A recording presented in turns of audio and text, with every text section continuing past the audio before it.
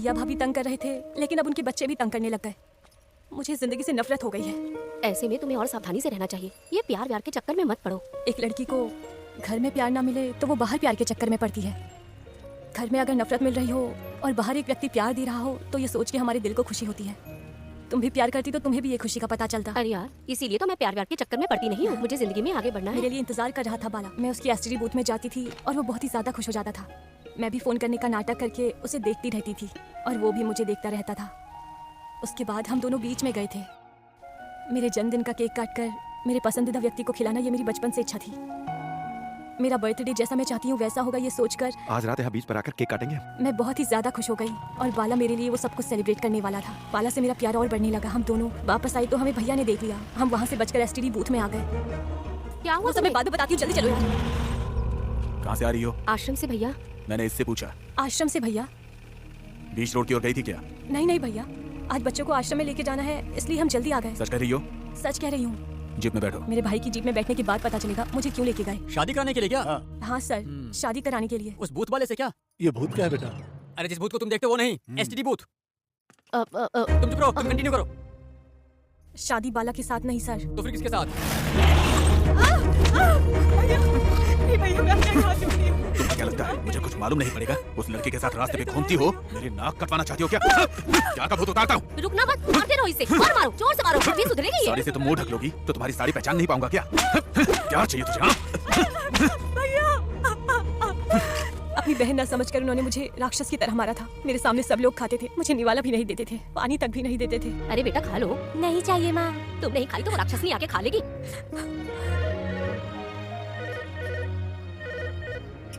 Hello, रंबा है क्या? उसे फोन दीजिए। कौन बात कर रहा है? उसकी कलीग झांसी बोल रही हूँ। आश्रम के बारे में इंपॉर्टेंट बात करनी है। हाँ थोड़ा रुको। हेलो, मैं झांसी हूँ। स्टडी बूथ बाला पहचानी क्या? बाला ने मुझे सब कुछ बता हाँ दिया। जानसी। अभी हमारा प्लान ये है, 10 बजे मैरी तुम्हारे घर आएगी। आश्रम में काम है ऐसा बोलकर तुम घर से निकल आना। मैं ठीक 11 बजे बाला को लेकर मैं तुम्हारी गली के बाहर आ जाऊंगी। बाला, तुम, मैरी, हम सब एक ही जगह मिलेंगे। फिर तुम लोग बाहर आ जाना, किसी बीच पर चलेंगे, ठीक है? हम अच्छे से तुम्हारे बर्थडे को सेलिब्रेट करेंगे। हाँ ठीक है। जानसी ने मुझे फोन पर बताया कि बाला यहाँ मेरे लिए आ रहा है तो ये सोचकर मैं खुशी से रोने लगी थी और मैं सोच रही थी कि मैरी भी अगर आ जाए तो अच्छा होगा। बच्चे सो के इतनी देर हो गई और तुम? आ रही हूँ, इतनी जल्दी क्या है? तुम तो कुछ करते नहीं, बस बैठे रहो। वैसे भी आपको काम ही क्या है? आ रही हूँ, थोड़ा इंतजार करो। हाँ, कबाब में हड्डी कौन आ गया? जाके देख लो। पता नहीं कौन आ गया। अरे तुम हो, इस वक्त क्यों आई हो? ऑफिस का अर्जेंट काम है। ऑफिस का काम ऑफिस में ही करो। जाओ, वो अंदर है। कोई काम धंधा तो है नहीं इसे। जब देखो तो चली आती है ये। छे, इसका भी आज ही मूड होना था। आओ ना। अरे रे, आ रही हूँ ना, रुकिए। अच्छा सुनो, हम अंदर इंपॉर्टेंट काम कर रहे हैं, डिस्टर्ब मत करना हमें। और अंदर से अगर ऊंची ऊंची आवाज आए ना तो डिस्टर्ब मत होना, समझ में आ गया ना? मैरी, तुम चिंता मत करो रम्मा, बाला ने मेरे घर आके मुझे सब बता दिया है। तुम रो मत। मैं बहुत ज्यादा खुशकिस्मत हूँ मैरी कि मुझे तुम जैसी दोस्त मिली है।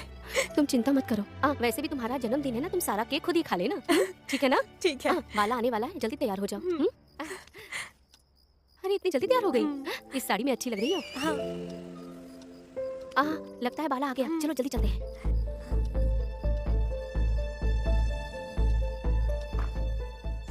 बाला से मिलने के बाद मुझे ऐसा लगा जैसे मेरी जान वापस आ गई। मैं उसे वहाँ पे हक करना चाहती थी। अपनी प्रेम कहानी यही शुरू करोगे? चलो। बाला के पास बैठने से मेरी हिम्मत बढ़ गई और भरोसा भी। मैंने जो सपना देखा था उससे कहीं ज्यादा अच्छा बाला ने मेरा जन्मदिन मनाया था और मैंने केक खिलाकर उसकी आंखों में वो खुशी देखी थी। ऐसा लग रहा था कि थोड़ी देर के लिए ये धरती ऐसे ही रुक जाए, समुद्र की लहरें बस पीछे चली जाएं, नारियल के पेड़ हवा से नीचे गिरने लगे और बोट हवा में उड़ने लग जाएं और आसमान पूरा जमीन पर आ जाए। बस ऐसा ही मेरा मन कर रहा था। मेरा बाला के लिए प्यार और बढ़ने लगा। मैं कंट्रोल नहीं कर पाई। मेरा दिल और तेजी से धड़कने लगा।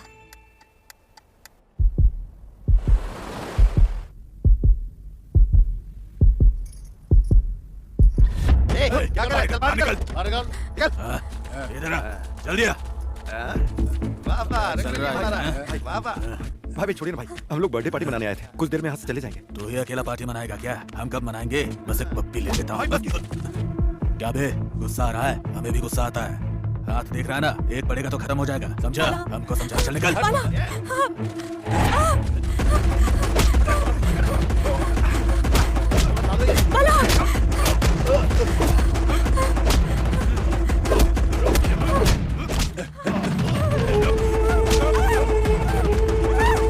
मुझे छोड़ो, मुझे छोड़ो, मुझे बाला छोड़ो, मुझे बचाओ, छोड़ो।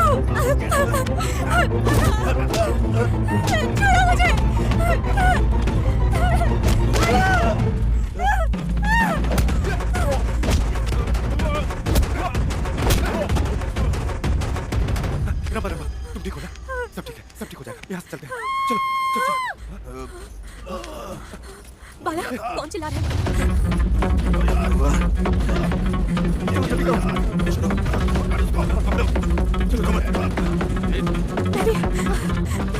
क्या हुआ इसे? देखो ना क्या हुआ। ये क्या हुआ? मैरी, तुम लोग हैं? क्या हुआ इसको? कहीं तुम लोगों ने तो नहीं मार दिया? लगता है इस लड़की को इन्हीं लोगों ने मार दिया भाई। लड़की सुंदर है ये सोच के पीछा किया था भाई। लेकिन ये लोग तो बहुत खतरनाक है। अरे लगता है इसने लड़की को मारा है। इसको पुलिस स्टेशन लेकर चलते हैं। चल। नहीं नहीं भाई, प्लीज भाई, आप लोग हमारी मदद कीजिए ना। मैं आपको पैसे देता हूँ भाई, प्लीज। चुप बैठ। ना मदद करेंगे ना पैसा लेंगे। जितनी पेट थी सब उतर गई। थोड़ा टाइम पास करने आए थे लेकिन ये हो गया। हम लोग सिर्फ मछली मारते हैं, इंसान को नहीं मारते। चलो निकलते हैं। लगता है वो 3 बदमाशों ने मैरी के साथ जबरदस्ती करने की कोशिश की होगी और उसके मना करने पर उसे मार दिया होगा। फिर मेरा बलात्कार करने के लिए गाड़ी के पास आ गए होंगे सर। पक्का उन बदमाशों ने ही मैरी को मारा था सर। ये बात बाहर पता ना चले, ये सोचकर हम कोई रिस्क नहीं लेना चाहते थे, इसलिए हमने मैरी की लाश को बीच पर फेंक दिया। बीच में जैसा जैसा हुआ था वैसा वैसा तुमने मुझे बता दिया, लेकिन एक छोटा सा लॉजिक मिस हो गया। तुमने मैरी को नहीं मारा ये बोल रही हो, लेकिन तुम लोगों को जिस बदमाश पे शक हुआ कम से कम उसके बारे में पुलिस को तो बताना चाहिए था। बाप रे, ये टेंशन मैं अब और नहीं सह सकती। चलो हम खुद पुलिस को बता देते हैं। अरे रमा, तुम ऐसी बात क्यों कर रही हो? कुछ नहीं, फिर मैं बिना बताए घर आ गई। अगर ये बात भैया को पता चल जाएगी वो मार डालेंगे। मुझे डर लग रहा है बाला। मेरे होते हुए बिल्कुल टेंशन मत लो तुम। हाँ रमा, ऐसा होगा हमने कभी सोचा था क्या? हमें किसी भी हाल में इस परेशानी से बचना होगा। हम वैसे ही टेंशन में जा रहे थे, ऊपर से पुलिस की जीप दिख गई हमें और हमने गाड़ी को डाइवर्ट किया और हम फिर भाग गए थे सर। अभी इस लड़की पर आपको क्यों डाउट हो रहा है? हाँ डाउट हो रहा है। डिटेक्टिव सीक्रेट सब कुछ बताता हूँ। बीच में सर्चिंग करते समय लव लॉकेट मिला और रंबा रूम में रहे दूसरा लव लॉकेट से मैच हुआ। इसी की वजह से रंबा आज पकड़ी गई है। अब समझ आया और बताना पड़ेगा। उस बाला ने कहा कि उस पटनायक ने टॉर्च लाइट मारा था, कहा था। बाहर निकलो। ये रंबा तो बोल रही है कि बदमाशों ने ही मारा होगा। उत्तर से आए इस पटनायक का कैरेक्टर सच है या फिर दक्षिण से आए बदमाशों का कैरेक्टर सच है या फिर इन दोनों के अलावा कोई तीसरा भी सच है? क्या है समझ तो नहीं आ अब क्या रहा। करेंगे बेटा? हाँ बता रहा हूँ। इन दोनों कहानियों से ना हमें 4 गोल्ड मिला है। इन सब को लेकर हम बाहर एक नई कहानी बनाएंगे। तो बैठे क्यों? चलो चलते हैं। हाँ चलो चलो। बहुत बढ़िया। हाँ और जोर से। हाँ और हाँ। अरे क्या ड्रामा लगा रखा इन लोगों ने यहाँ पे। ये सब हमने नहीं किया सर, ये जर्नलिस्ट का काम है। न्याय के लिए आग से भिड़ूंगा, अन्याय हुआ तो अग्नि से साफ करूंगा। सर क्या है सर, आग और अग्नि की बात करें, दोनों एक ही है। मेरे रेजिग्नेशन के लिए ये क्या नाटक लगा कर रखा तुमने सब ये यहाँ कोई पे? नाटक नहीं है, ये देश की भलाई के लिए हो रहा है सब कुछ। पागल हो गए हो क्या? मेरे राजीनामा का इन सबसे क्या संबंध है भला? हाँ ये क्या ड्रामा है सब? तुम एक जर्नलिस्ट होकर टेररिस्ट जैसी बातें करते हो। अंदर वो दिल्ली से आए ऑफिसर साथ मेरी मीटिंग चल रही थी और तुम यहाँ बैठ के धरना करवा रहे हो। ये बाहर से आंटियां बुला के सेटिंग करके बैठे हो तुम। दिमाग खराब है तुम्हारा, पागल कर देगा यार। अरे सुनो, ये हमें पागल कह रहा है। चिल्लाओ और चिल्लाओ तुम लोग। हेलो विजय लक्ष्मी, सर, वो जोकर वहाँ पे है क्या? वो तो मॉर्निंग से दिखाई नहीं दे रहा। देखो अगर वो काम नहीं कर सकता तो उसको बोल दो वो चला जाए। हाँ, जरूरत नहीं। Okay sir, okay sir. सब जगह ढूंढ लिया मैडम, लेकिन वो पागल कहीं पे नहीं मिला। पता नहीं कहाँ मर गया। मैं नहीं मरूंगा। हाँ? आप कहाँ गई थी? कितनी बार ढूंढा, आप मिली नहीं। ये बात मुझे पूछनी चाहिए। बिना बताए कहाँ चले गए थे? सीआई सर फोन करके डांट रहे थे। अगर उनका काम नहीं हुआ तो तुम लोग यहाँ से चले जाओ। मैं क्यों जाऊंगा मैडम? काम करके रहूंगा, बिना काम खत्म किए नहीं जाऊंगा यहाँ से। केस खत्म करने से पहले यहाँ से नहीं हटने वाला मैं। आपके हाथों से सैल्यूट मरवाऊंगा मैं। अपनी औकात में रहो। मेरी औकात क्या है ये तो मेरा सबूत बताएगा मैडम। इस बार वो बिखरे बाल वाला तुम्हें फोन नहीं करेगा, तुमसे करवाऊंगा। Damn it, case is success. समझी? तुम क्या बोल रहे हो? मुझे कुछ समझ में नहीं आ रहा है। अरे तुम्हें कोई भी बात समझ में आ रही है वाला? वैसे तुम गुस्सा में भी सिल्क स्मिता की तरह सुंदर दिखती अच्छा हो। सुनो, ये रस और रसायन मेरे सामने नहीं चलने वाला। चलो जाओ यहाँ से। ओह समझ गया, तुम मूड में नहीं आओगी, लेकिन मेरा मूड में जाने का समय हो गया।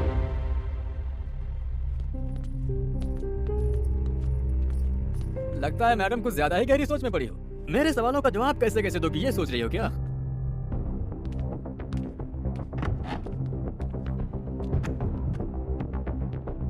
वाह क्या बात है, चेहरे पे गंभीरता है, जरा भी डर नहीं और घबराहट तो बिल्कुल भी नहीं। मैंने गलती नहीं की तो क्यों डरूं सर? इसलिए मैं बिंदास रह रही हूँ, डरूंगी नहीं।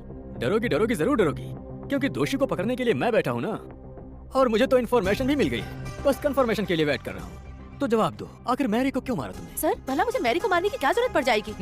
तो जरूरत के लिए नहीं मारा, लेकिन चाहत के लिए तो मारा होगा। सर आप मेरी बात सुनिए। बस कर। आंध्रा भूमि आर्टिकल में वो बाला ने बताया, काजोल सीरियल की तरह वो रम्मा ने बताया, और अब तुम चंद्रमा की कहानी सुनाओगी? हाँ अगर ऐसी बात है तो हम नहीं सुनने वाले। जैसी भी कहानी हो तुम खुद ही सुनो। तुम्हारा नाम झांसी अग्रवाल है और तुम्हारे पिता का नाम सुरेश अग्रवाल। राजस्थान से आकर आंध्रा में सेटल हो गए। सेठ परिवार है तुम्हारा। जैसे फूल खिलने से पहले हार बनाया जाता है, ठीक उसी तरह तुम्हारे डैडी ने तुम्हारे जवान होने से पहले ही तुम्हारी शादी करा दी। लेकिन 3 महीने के अंदर ही तुमने अपने पति को छोड़ दिया, मारपीट के कारण नहीं, गलत रिश्ते के कारण। लेकिन तुमने गैर मर्द से संबंध बनाया, ऐसा नहीं है, नहीं स्त्री से संबंध बनाया। उसके बाद धीरे धीरे विशाखापट्टनम में सेटल हो गई। तुम पागलों की तरह किसी लड़की से संबंध बनाने के लिए तड़प रही थी और तुम्हारी नजर मैरी पे पड़ गई। धीरे धीरे वो तुम्हें पसंद आने लगी और तुम उसके पीछे पागलों की तरह पड़ गई। क्या बात है, ये एसटीडी बूथ के कुछ ज्यादा ही चक्कर काट रही है। कहीं इसे उसे ब्याह तो नहीं हो गया? छिछी वो मेरे भाई जैसा है। लेकिन फिर तुम यहाँ क्यों बार बार चक्कर काट रही हो? फोन तो तुम्हारे घर पर भी है। फोन है लेकिन मेरी पसंदीदा वो नहीं है। तुम्हारी पसंदीदा? मैं कुछ समझी नहीं। फोन करने वाली लड़की नहीं यार, वो मैगजीन पढ़ने वाली लड़की? वही। इसके लिए तुम यहाँ आई हो? क्यों नहीं आ सकती क्या मैं? उसके बिना मैं नहीं रह सकती। ये तुम कैसी अजीब बातें कर रही हो? मुझे अपने पति से अलग होने के बाद मेरी जिंदगी अधूरी है। ये गलत है जानने के बाद मैं इसे पाऊंगी। सब लड़कियों की तरह शरीर और चाहत ये ऊपर वाले ने दिया है, लेकिन मेरा मन इस लड़की पर आ गया है। कहीं तुम पागल तो नहीं हो गई हो? ये सब प्रकृति के खिलाफ है। एक लड़की दूसरे लड़की से प्यार कैसे करेगी? ये कोई प्रकृति के खिलाफ नहीं है। कुछ लोग बाहर नहीं जा सकते बस। सच में मुझे कुछ समझ में नहीं आ रहा। कहीं तुम मुझे भी... छे तुम मुझे मर्द की तरह लगती हो। ठीक है, तुम अब बैठकर सोचो, मैं उससे मिल कर आती हूँ। तो तुमने अपने दोस्त को चुप करा दिया। बाला, हाय।